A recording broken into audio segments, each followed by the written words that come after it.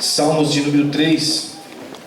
Enquanto os irmãos acham Salmos de número 3, gostaria de pedir as vossas orações pelo irmão Rodrigo, pela irmã Sanaia. Estamos ali numa grande obra, ali na Mina União. Amém? Louvado seja o nome de Jesus. Estamos fazendo a obra do Senhor. E uma das coisas que me surpreendeu bastante ali foi num culto, numa reunião de círculo de oração, onde entrou um jovem chorando, em pranto, pedindo para Deus libertar eles das drogas. E nós oramos por aquele jovem e estamos investindo nele. Amém? É o nosso primeiro jovem ali, pastor. Nós estamos investindo nele. Ele está trancado no quarto, não recebe nem os amigos. E nós fomos lá ontem. Quero ver se vou hoje lá na casa dele de novo. Convidei ele para ir na quarta-feira para ouvir a palavra de Deus. E outro evento também, que a gente gosta de terminar os cultos às 9 horas. E nós fomos numa festa das crianças, inclusive o filho da irmã Miriam Veleda estava louvando ali. E nós terminamos o culto, era 9h30, nós não conseguimos terminar o culto. E quando eu disse, não, eu vou terminar o culto agora, não vou passar mais das 9h30, não vou passar. E naquele momento que eu pensei em terminar o culto, veio uma alma para aceitar Jesus. Aleluia. Então às vezes a gente não entende, né, o trabalhar de Deus, a gente fica bitolado ao horário, né, muitas das vezes, mas o Senhor quer trabalhar. E aí quando aquela pessoa veio para frente aceitar Jesus, nós enfim encerramos o culto para a glória do nome de Jesus. Aleluia. Salmo de número 3, meus irmãos. Estamos ali estudando todos os salmos, toda quarta-feira, os salmos 1, 2, 3, quarta-feira agora. Amanhã estaremos, se Deus quiser, estudando o salmo de número 9. Aleluia. Se os irmãos quiserem ouvir também, né? Tem toda a liberdade, né, pastor?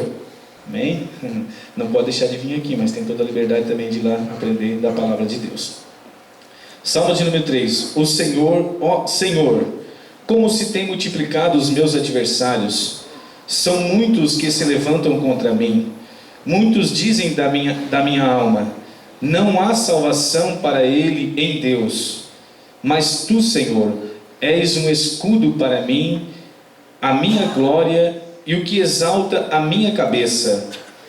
Com a minha voz clamei ao Senhor, ele ouviu-me desde o seu santo monte. Eu me deitei e dormi, acordei porque o Senhor me sustentou. Não terei medo de 10 milhares de pessoas que se puserem contra mim ao meu redor. Levanta-te, Senhor, salva-me, Deus meu, pois feristes a todos os meus inimigos no queixo.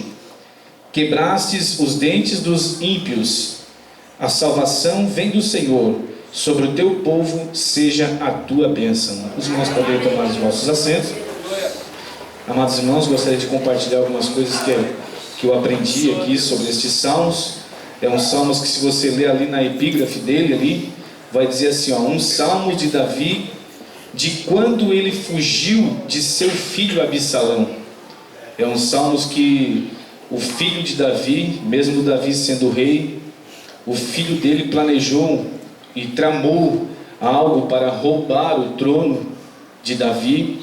E se você ler a história, você vai acompanhar, se você quiser ler, você vai ler em 2 Samuel, capítulo 16, capítulo 15 até o 18, por ali você vai ver bem essa história do filho de Davi, o Absalão, tentando roubar o trono de Davi. E meus irmãos, diz que ele foi tão esperto, vamos dizer assim, que ele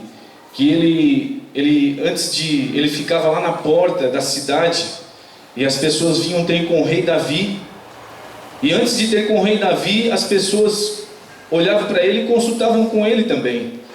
E ele foi consultando várias pessoas, e para aquelas pessoas ele falava assim, olha, a tua causa é boa para mim. Se eu fosse o rei, eu te dava como causa ganha. Se eu fosse o rei no lugar de Davi, só não falava nesses termos, mas se eu fosse o rei, eu te dava a causa ganha. E ele fez isso, meus irmãos, por muitos anos. Por muitos anos ele fez isso. E ele meio que ajuntou quase toda Israel para ele. Ele conquistou Se você ler a história de Absalão, ele era um moço formoso, e ele tinha um carisma muito grande, e ele conseguiu conquistar toda Israel, mesmo não sendo rei, ou quase toda Israel. E chegou um ponto, meus irmãos, que ele se achou tanto, que ele disse, não, agora eu acho que é o momento de eu agir mesmo. E ele ajuntou a maioria dos Israel, porque dos israelitas, né? E porque eles assim, ó, como tem se multiplicado os meus adversários. Aí Davi começa a orar nesse momento, meus irmãos, e ele começa a juntar todo o exército de Israel para tomar o trono de Davi. E nesse momento, o que Davi faz? O Davi, mesmo sendo rei, mesmo tendo o exército com ele também, mesmo tendo toda a autoridade diante do povo de Israel, ele pega e foge para o deserto. Ele foge para o deserto, e esse Salmos de número 3 foi escrito nessa circunstância. E ele até diz assim, Senhor, mas o Davi, ele confia em Deus. O Davi, ele bota a sua confiança em Deus, mesmo fugindo. Ele só achou por bem que era necessário fugir naquele momento. Disse, olha, eu não vou querer uma guerra aqui, não vou querer um derramamento de sangue aqui nesse momento. Mas ele pegou e fugiu do seu filho, até por sabedoria. Mas ele mostra uma confiança em Deus, porque ele diz assim, ó, me deitei e dormi, acordei porque o Senhor me sustentou. Amém, meus irmãos? Não temerei medo de 10 milhares. Olha só, no verso de número 6, ele diz assim, ó, não terei medo de 10 milhares de pessoas que se puserem contra mim ao meu redor. Olha só, ele tinha uma confiança muito grande em Deus. O que eu quero dizer para ti nessa noite, meus irmãos? Resumindo aqui o que o Senhor nos ensina nesses salmos. Eu não sei o que tu está passando, eu não sei qual é a tua necessidade nessa noite, eu não sei como é que tu entrou aqui nessa noite. Talvez tu entrou numa situação dessa, perseguido, humilhado, sendo maltratado.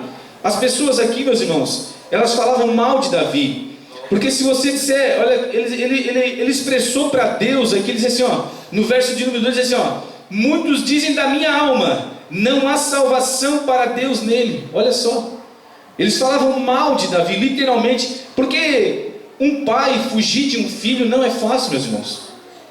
O pai estava fugindo do seu próprio filho, não é verdade? As coisas geralmente é ao contrário, não é verdade?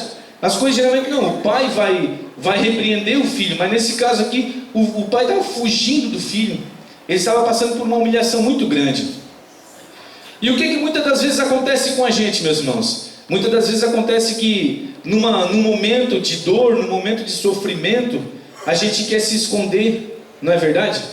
No momento de sofrimento, muitas das vezes, a gente não quer mais nem olhar para ninguém, quem sabe, quer ficar quietinho, não é verdade?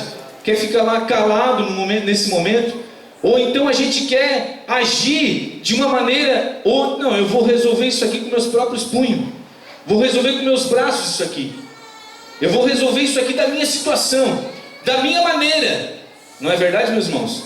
Vou resolver isso aqui com as minhas palavras, vou resolver essa situação. E o que eu aprendo aqui nesse Salmo de número 3?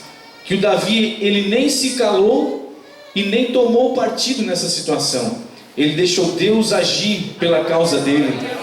Aleluia, louvado seja o nome de Jesus. Ele orou ao Senhor. E você leia a história de Absalão, leia, você vai ver que ele nem sequer tomou uma espada para matar o próprio filho. O próprio filho se engalhou lá nos matos lá e se tornou uma presa. Aleluia, louvado seja o nome de Jesus. Eu não sei se tu estás entendendo o que Deus quer falar contigo aqui nessa noite. Aleluia. Deus nos ensina, meus irmãos, a não tomar partido. Deus nos ensina a não agir na situação difícil. Deus está sendo humilhado. Rodrigo, mas tu não sabe o que eu estou passando. Aleluia. Quer passar maior problema do que fugir de um próprio filho, meu irmão? Aleluia. Quer passar maior problema do que ser humilhado pela própria nação de Israel, que estava sendo humilhado, estava humilhando a Davi? Aleluia. Mas o Davi disse: Senhor, tu és o meu socorro. Aleluia. Que você possa dizer nessa noite: Senhor, tu és o meu socorro.